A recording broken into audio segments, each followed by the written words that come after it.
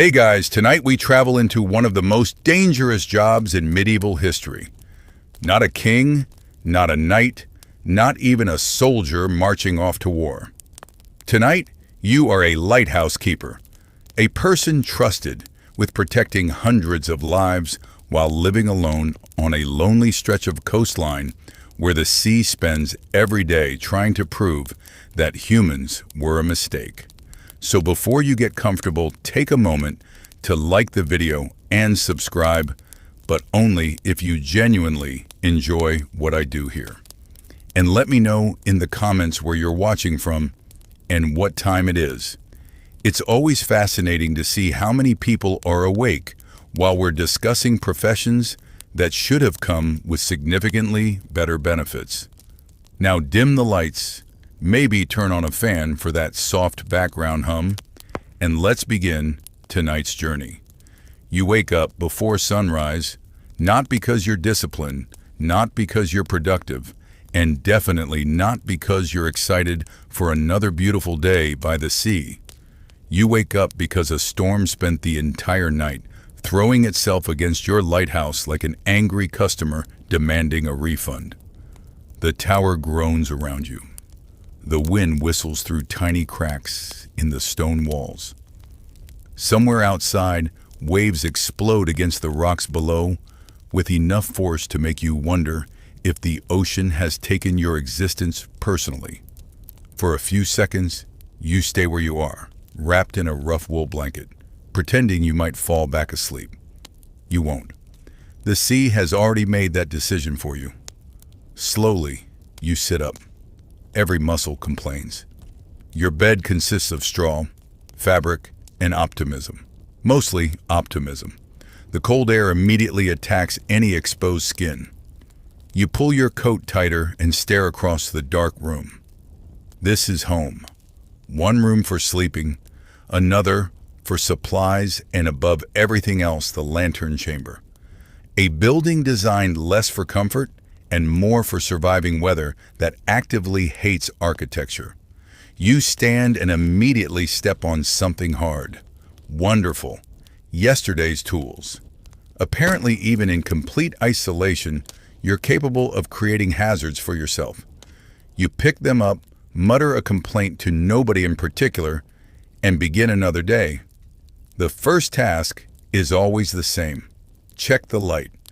The lantern must never fail. Merchants, fishermen, sailors, and travelers depend on it. Somewhere beyond the darkness, ships are navigating dangerous waters using the glow from your tower. They don't know your name. They don't know your face. Most of them will never meet you. Yet their survival depends on work you'll perform today. No pressure. You climb the winding staircase. Hundreds of stone steps spiraling upward through the tower. At first, you count them. Then you stop because counting only confirms how many remain. The lantern chamber waits at the top. You push open the heavy door and immediately meet the wind. It arrives without invitation and attempts to remove your hat. The lantern is still burning. Good. One crisis postponed. You inspect the flame carefully. Fuel levels, wick condition, glass panels. Everything appears functional. That's encouraging because if something goes wrong up here during a storm, your repair options become surprisingly limited. Mostly they involve climbing around dangerous ledges while questioning every decision that led you to this profession. Outside, the horizon slowly brightens. The sea stretches endlessly in every direction, dark and restless. For a brief moment, the view is beautiful. Then a gust of wind nearly knocks you sideways, and the moment passes. Beauty, you're learning, is much easier to appreciate when it isn't trying to throw you into the ocean. As daylight arrives, the lantern can finally be extinguished. Carefully, you lower the flame. The room immediately feels different. Quieter somehow. Less purposeful. Night belongs to the light. Day belongs to maintenance. And maintenance never ends. You descend the stairs once again and begin inspecting supplies. Oil barrels, spare wicks, rope, firewood, tools, food. Everything must be accounted for because resupply ships don't arrive whenever you need them. They arrive when weather allows. Sometimes that's soon, sometimes it isn't. You learned that lesson several winters ago when storms prevented deliveries for weeks. By the end, you were calculating whether dried fish could reasonably be considered a complete diet. The answer, unfortunately, was no. Breakfast arrives shortly afterward. Bread, cheese, dried fish. The same meal you've eaten often enough that surprise no longer exists. You stare at it briefly. The fish stares back. You suspect neither of you is happy about the arrangement. Still, hunger wins. It usually does. While eating, you look through the small window facing the sea. Nothing but water. Endless water. At first, the isolation seemed peaceful. Then it became uncomfortable. Then strange. Now it simply exists. You've spent so much time alone that conversations with yourself occasionally become surprisingly sophisticated. Sometimes you win arguments. Sometimes you lose them. Neither outcome feels particularly healthy. By mid-morning, the weather improves slightly, which means it's time for exterior inspections. Your least favorite responsibility. Armed with rope, tools, and a deeply questionable amount of confidence, you step outside. The path around the lighthouse clings to the rocky coastline. Below, waves crash against jagged stone. Every surface appears slippery. Every step feels important. You move carefully. One mistake here doesn't become a funny story later. It becomes a cautionary tale someone else tells. The tower walls require inspection. Salt from the sea attacks everything. Stone weakens. Metal rusts. Wood rots. The ocean never stops working.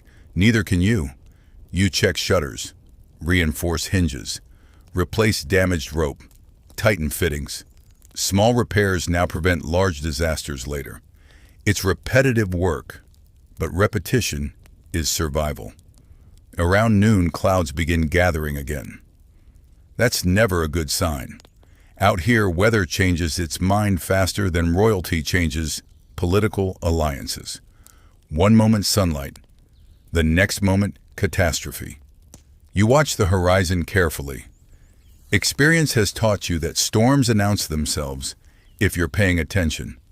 Dark clouds, stronger winds, rougher waves, subtle warnings before everything becomes unpleasant. Sure enough, the wind strengthens. Seabirds disappear inland. Even the water looks different, more aggressive somehow. Nature has many ways of communicating. Most of them translate roughly into run. You return inside and secure everything that might move. Windows closed, doors reinforced, equipment stored, fuel protected. Then you wait. Waiting becomes a surprisingly large part of lighthouse keeping. Waiting for storms, waiting for ships, waiting for supplies, waiting for daylight, waiting for night, waiting for something interesting to happen, and then immediately regretting it when it does. By afternoon, the storm arrives, not gradually, not politely. It simply appears and begins attacking the coastline with enthusiasm. Rain slams against the tower walls. Wind screams around the structure. Waves crash high enough to send spray against windows dozens of feet above sea level. The entire building trembles. You sit quietly beside the wall, listening. This is normal. That's the disturbing part. The storm feels apocalyptic. Yet for lighthouse keepers, it's merely Tuesday. Hours pass. The noise never stops. Outside, visibility disappears entirely. Sea and sky merge into one gray blur. Any ship caught in this weather will need your light tonight, more than ever, which means failure is not an option. As evening approaches, preparations begin. The lantern must be lit before darkness arrives. You gather equipment and climb the staircase again, step after step after step. By the time you reach the top, your legs are already protesting tomorrow's decisions. The lantern chamber feels colder now. The storm surrounds it from every direction. Carefully, you prepare the mechanism. Fuel checked, wick adjusted, glass cleaned, everything ready. Then, as daylight fades, you ignite the flame. Instantly, warm golden light fills the chamber. The beacon lives again. Somewhere beyond the storm, invisible sailors may already be searching for it. That thought never gets old. The knowledge that your work matters, that your small flame pushes back against darkness, distance, and disaster. For a moment, pride replaces exhaustion, only briefly. Then the wind rattles the entire tower and reality returns. Night settles across the sea. You remain at your post, watching, waiting, monitoring the lantern. The storm continues without mercy. Hours crawl by. Sometimes you think you see shapes beyond the rain. Ships, perhaps, or shadows. It's difficult to tell. Everything outside exists only in fragments. A wave illuminated by lightning, a glimpse of mast, a moving silhouette. Then darkness again. Around midnight, fatigue becomes dangerous. Your eyes grow heavy, your thoughts slow. But the light cannot be ignored, not even for a moment. So you pace. You check equipment again. You drink water. You stare into the storm. Anything to stay awake. Because while most people sleep safely in towns and villages, protected by walls and neighbors, your responsibility continues. Alone, high above the sea, guarding a flame that stands between sailors and disaster. And as another massive wave crashes against the rocks below, shaking the entire lighthouse, one thought quietly settles into your mind. The ocean has spent centuries defeating ships, destroying harbors, and swallowing people whole. Yet every night, lighthouse keepers stand against it with nothing more than a tower, a flame, and the stubborn refusal to let darkness win. By the time the caravan left the safety of the oasis behind, you had learned one important lesson. Comfort on the great trade route was never permanent. The stone walls, cool water, and warm food of the previous night already felt like a distant dream as the endless wilderness stretched before you once again. The road ahead was different now.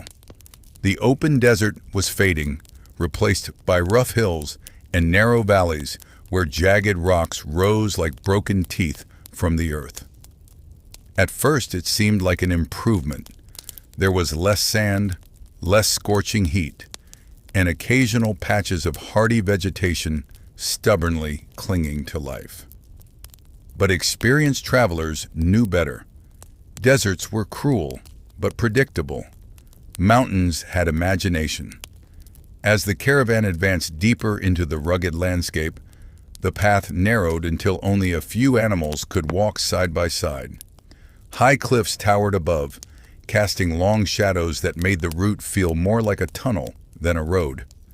The guides became noticeably quieter. The guards tightened their grips on spears and bows. Even the merchants, who normally spent every waking moment arguing about prices, spoke in lower voices. You didn't need to understand their language to recognize caution. Something about this place made everyone uneasy. Hours passed with little conversation. The only sounds were the clatter of hooves against stone and the occasional cry of distant birds circling overhead. Then one of the scouts returned from ahead, moving quickly. He spoke to the caravan leader, and immediately a wave of tension spread through the group. No panic, no shouting, just a silent understanding that things had changed. The caravan adjusted formation. Valuable cargo was moved toward the center. Guards spread out along the edges. You had no idea what was happening, but judging by everyone's expressions, it wasn't good. Eventually, one of the traders noticed your confusion and pointed toward the cliffs above. At first, you saw nothing. Then movement. Tiny figures standing among the rocks, watching. They were far away, little more than silhouettes against the sky, but their presence sent a chill through the entire caravan. Bandits, not soldiers, not officials. Men who lived in the wilderness and survived by taking from those unfortunate enough to pass through it. They weren't attacking. Not yet. They were observing, calculating, deciding whether the caravan looked worth the risk. The realization settled heavily in your stomach. Out here, there were no emergency services, no authorities a phone call away, no convenient rescue. If something happened, the caravan was on its own. The figures remained on the cliffs for hours, appearing and disappearing among the rocks like ghosts. Sometimes you would spot them watching. Other times, they vanished completely, which somehow felt worse. Every traveler became more alert. Conversations stopped entirely. Even the animals seemed nervous. Eventually, the path widened, and the distant watchers disappeared. No attack came, no arrows, no ambush. But the lesson lingered. Survival on the trade routes wasn't just about weather and exhaustion. Human beings could be just as dangerous as nature. That night, the caravan camped beside a shallow river. Fires burned low. Guards were posted in pairs. No one wandered far from camp. You sat near the water, listening to unfamiliar conversations drifting through the darkness. Although you couldn't understand the words, you could hear the emotions behind them. Relief, anxiety, fatigue. Everyone here carried stories. Some had crossed deserts larger than entire kingdoms. Others had survived storms, wars, and countless dangers. The trade route wasn't simply a road. It was a test. Every person who traveled it paid a price. Sometimes that price was money. Sometimes it was years of their life. Sometimes it was far worse. As the night deepened, a gray-bearded merchant sitting nearby began speaking animatedly to a small group. Even without understanding his language, you could tell he was telling a story. His listeners leaned closer. Occasionally, they laughed. Occasionally, they glanced nervously into the darkness beyond the campfire. Later, through gestures and fragments of translation, you pieced together the tale. Years ago, another caravan had vanished in these mountains. Not attacked, not robbed, simply gone. Dozens of travelers, hundreds of animals, and enormous wealth disappeared without a trace. Search parties found abandoned camps and scattered supplies, but no people. Some believed bandits had taken them. Others blamed landslides or harsh weather. A few whispered about darker explanations. Whatever the truth, no one ever discovered what happened. Stories like that traveled along the trade route as reliably as silk and spices. Every region had its legends, haunted valleys, cursed ruins, hidden treasures, lost cities swallowed by the wilderness. Most were probably exaggerated. Some were certainly invented. Yet after spending enough time on the road, surrounded by endless horizons and unfamiliar dangers, even the most ridiculous tales began to feel possible. The following morning, the caravan entered higher elevations. The air grew cooler, thinner, and strangely refreshing. For the first time in days, walking felt almost pleasant. Snow-covered peaks appeared in the distance, shining under the sunlight like giant silver walls. The scenery was breathtaking. Unfortunately, beauty rarely traveled alone. The climb became steeper. Paths twisted along cliff edges where a single mistake could send a person tumbling hundreds of feet. Animals slipped. Cargo shifted. Progress slowed dramatically. Every step required concentration. One afternoon, disaster nearly struck. A heavily loaded pack animal lost its footing while navigating a narrow ledge. The creature stumbled sideways, sending crates crashing toward the edge. Shouts erupted. Several travelers rushed forward. For a terrifying moment, it seemed the entire load would plunge into the abyss below. Somehow, they managed to stabilize it. No one was injured. Nothing was lost. But the incident served as another reminder that the road demanded constant vigilance. The road didn't care whether you were rich, poor, experienced, or foolish. Gravity treated everyone equally. Days blended together. Walk, rest, eat, sleep, repeat. The routine became strangely hypnotic. Time itself seemed to lose meaning. You stopped counting miles, stopped wondering how much farther remained. The journey wasn't something you completed. It became the entire world. Then came the storm. At first it appeared as distant clouds gathering over the mountains. Nobody seemed concerned. Weather changed quickly in these regions. But by afternoon the sky had darkened dramatically. Wind howled through the valleys. The temperature dropped so fast it felt unnatural. The caravan pushed forward, hoping to reach shelter before conditions worsened. It didn't work. Rain arrived suddenly and violently. Within minutes, everyone was soaked. Paths transformed into rivers of mud. Visibility vanished. Animals panicked. Travelers struggled to stay together amid the chaos. Thunder echoed through the mountains like artillery fire. Lightning illuminated the landscape in brief flashes, revealing cliffs, trees, and terrified faces. The storm lasted hours. By the time it finally passed, the caravan looked completely different. Clothes were drenched. Supplies had been damaged. Several animals were missing. Everyone was exhausted. Yet remarkably, spirits remained high. Why? Because survival itself felt like victory. Shared hardship created bonds faster than friendship ever could. That evening, gathered around small fires, people laughed more than usual. They shared food, told stories, helped repair damaged equipment.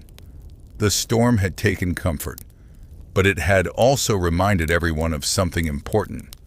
Alone, the route was nearly impossible. Together, it was merely difficult. As weeks passed, the trade route revealed another side of itself. It wasn't only a path for merchants. It was a highway of cultures. Travelers from distant lands crossed paths daily. You encountered people whose clothing, language, religion, and customs differed completely from your own. Some came from fertile river valleys, others from bustling cities or remote mountain villages. Goods changed hands constantly, but so did ideas. Knowledge traveled these roads as surely as cargo. Stories spread from kingdom to kingdom.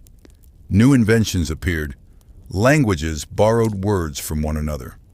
Foods, beliefs, and traditions mixed in unexpected ways.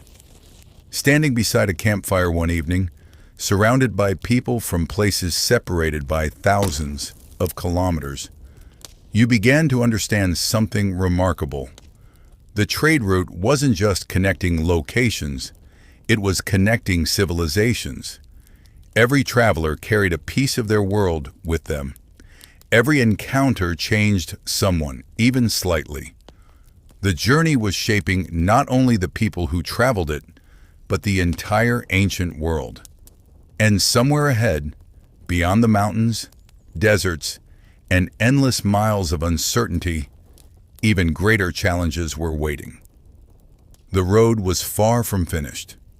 In many ways, it was only beginning. After surviving the mountains, you make the mistake of thinking the journey might finally become easier. The Silk Route immediately proves that optimism is a dangerous hobby. The towering peaks slowly disappear behind the caravan, replaced by vast grasslands that seem to stretch forever beneath an endless sky. At first, the open landscape feels liberating. No narrow cliff paths, no steep climbs, no constant fear of falling into a canyon, just wide horizons and fresh air. For nearly an hour, you almost enjoy yourself. Then reality returns. Because open land brings a different problem. You can see everything, and everything can see you. The caravan becomes a moving dot crossing an ocean of grass. There are no places to hide, no walls for protection, and no shortcuts. Day after day, the route continues across the plains. The wind never seems